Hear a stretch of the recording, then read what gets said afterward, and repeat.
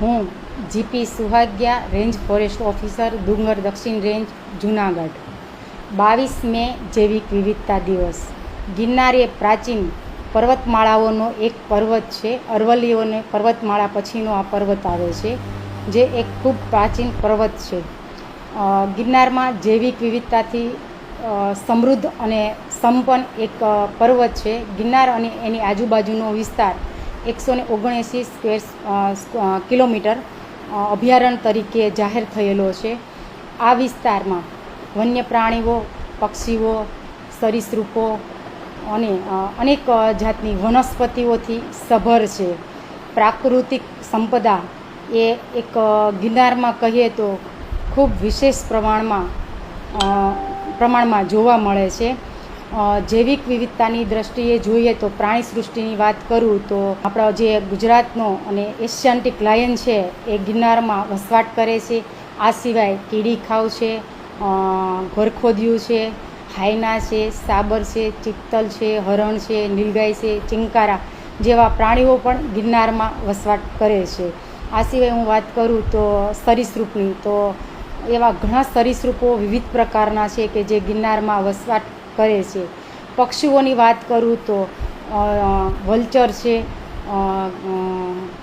મોર છે, ઘુવડ છે, એવા અલગ અલગ પ્રકારના ઘણા પક્ષીઓ પણ અહીંયા વસવાટ કરે છે. વરસાદ અને આબોહવાની વાત કરું તો ગિરનારમાં 300થી 1200 મિલીમીટર જેટલો વરસાદ પડે છે, જેના લીધે વનસ્પતિ સૃષ્ટિ ફૂલે ફાલે છે અને જમીનમાં જળ સંગ્રહ, જળ સંચય થાય છે અને પાણીના સ્તરો ખૂબ ઊંચા આવે છે. આ સિવાય જો હું વાત કરું તો ગિરનારમાં વનસ્પતિની, તો એમાં દ્વિઅંગી વનસ્પતિઓ, ત્રિઅંગી વનસ્પતિઓ, બીજધારી વનસ્પતિઓ, અનાવૃત બીજધારી વનસ્પતિઓનો સમાવેશ થાય છે, જેમાં ઘાસ, વેલા, શૂક, ઝાડીઓ છે અને ટ્રી કે વૃક્ષોનો સમાવેશ થાય છે, જેના લીધે જમીનમાં જળ સંચય અને જળ સંગ્રહ સારા એવા પ્રમાણમાં થાય છે. અને દુર્લભ કહી શકાય એવી વનસ્પતિની જો વાત કરું તો ગિરનારમાં એક માંસભક્ષી નામની વનસ્પતિ પણ થાય છે, જનાર્દ નામની વનસ્પતિ પણ જોવા મળે છે. અત્યારે ગિરનારીએ પ્રાકૃતિક, ધાર્મિક આસ્થા અને વન્યજીવ સંરક્ષણ આ ત્રણેયનો એક સંગમ કહીએ કે આ ત્રણેયનું એક અહીં મિલન છે એ જોવા મળે છે અને સહકાર ત્રણેયનો એક સાથે જોવા મળે છે ગિરનારમાં. આ સિવાય જો હું વાત કરું ગિરનારની, તો ગિરનારમાં જે વનસ્પતિઓ છે એના વિશે મેં એક બુક્સ પણ તૈયાર કરી હતી, તો એ વિષય થોડો લેન્ધી હતો, એટલે મારા ઉપલા અધિકારીના માર્ગદર્શન મુજબ મેં એક બુક્સ પણ તૈયાર કરી હતી ગિરનારના વૃક્ષો નામની. એમાં આખા એક વૃક્ષની પર્ટિક્યુલર બોટનિકલ નામ, ગુજરાતી નામ છે કે એના ડિટેલ અલગ અલગ નામો લીધેલા છે, એનું વર્ણન કરેલું છે, એનો ઉપયોગ શું શું થાય છે એ લીધેલું છે, એનો ઉછેર કઈ પદ્ધતિથી થાય છે એ લીધું છે. ગિરનારમાં જોવા મળતા વૃક્ષો અન્ય કઈ જગ્યાએ જોવા મળે છે એ પણ મેં આવરી લીધું છે. આજે આપણે જૈવિક વિવિધતાની વાત કરીએ છીએ તો ગિરનારમાં મેં વાત કરી એમ વનસ્પતિ સૃષ્ટિ, પ્રાણી સૃષ્ટિ, એમ અલગ અલગ પ્રકારની અનેક સૃષ્ટિઓ જોવા મળે છે, જેના એકબીજા સાથે નિર્ભર છે અને એના લીધે એક આહાર શૃંખલા રચાય છે અને જેના લીધે એકબીજાનું અસ્તિત્વ એકબીજાના ઉપર નિર્ભર કરે છે અને જેના લીધે આ જૈવિક વિવિધતા છે એ ટકી રહી છે.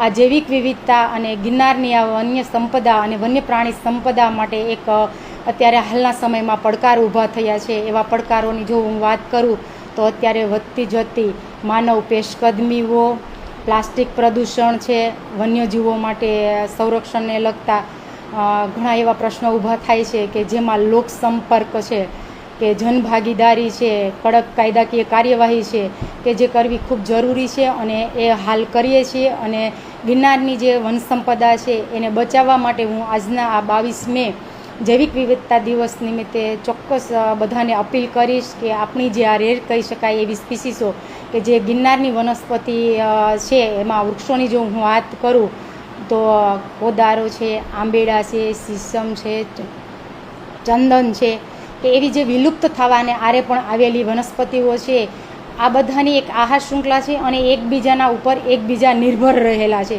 તો આપણે આ બધી જ સંપદાને બચાવીશું તો આપણે આપણી જૈવિક વિવિધતાને બચાવીશું. અને આજના દિવસે હું તમામ લોકોને અપીલ કરું છું કે આપ લોકોના સહકારથી આજે આ જૈવિક વિવિધતા જે આપણી સંપદા જે બચી છે એને બચાવવા માટે આપ લોકો સૌ સહકાર આપશો એવી આશા રાખું છું. જય હિન્દ.